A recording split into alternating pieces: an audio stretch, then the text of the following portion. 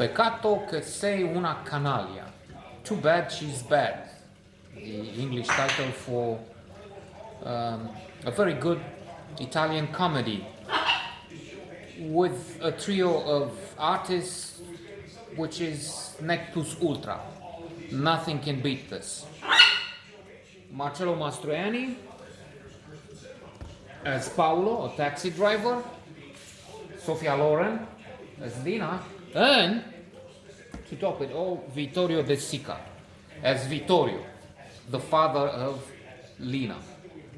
I was wondering how many comedies, well, when there's a tragedy at least that I know of, that Sofia Loren and Marcello Mastroianni have done together. There's Marriage Italian Style, there's Divorce Italian Style, and there's a tragedy wherein they're neighbors. I don't have the name yet, it's easy to find on the internet, but we can't do that now.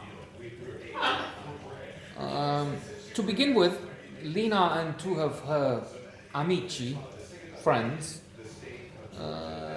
try and swindle poor Paolo, Marcello Mastroianni.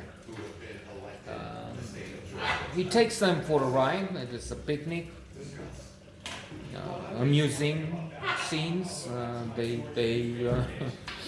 don't have a locker room out there, and they just try and change behind a bush.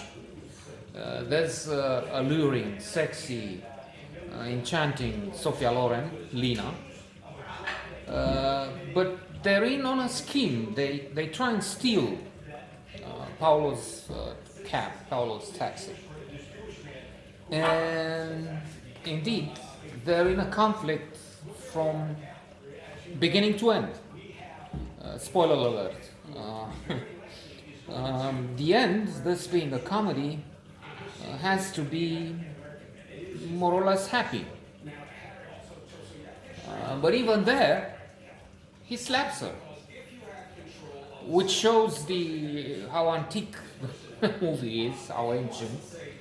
It's made somewhere in the 50s, I think. Different standards, different attitudes, and we're in fact meant to believe that she likes it. She sometimes becomes sua donna, like his wife, his woman, and therefore a few slaps are just strengthening the bond, or just man's right and the way it should be, or something like that. So looked on from our age, of me too, that is evidently so preposterous and wrong, and one cannot help but wonder what happens with these comedies. This is not Marriage Italian Style. This has not made the headlines, and it will sink in obscurity together with the snow. And thus they go well together. In fact, these soliloquies here are futile, except sometimes in such a case, when this is a remarkable movie for the good things and for the bad things, slapping, abuse of women, which was the norm. I mean, it was funny, actually. Those slaps were making it public and everybody happy, allegedly at that time. But this has value, and there's very little talk about it, and we add to the homage, if you will. It's in honor of these three giants, three gods of cinema. Hey! Lina belongs to a family of thieves. In fact, her father, Vittorio De Sica, such a legend, and such a magnificent director and actor, as we can see. So when Paolo meets Vittorio, he's asking, "Look, I'm trying to find these two men and the woman because they tried to find my camp. Have you seen them? And what do they look like? The short hair, these kind of moccasins?"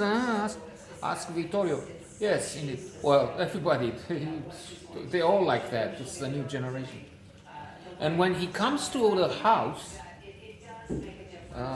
he doesn't see, he doesn't understand. There's a lot of suitcases. There's a machinery he doesn't get. Proves to be a magnetophone, recording machine.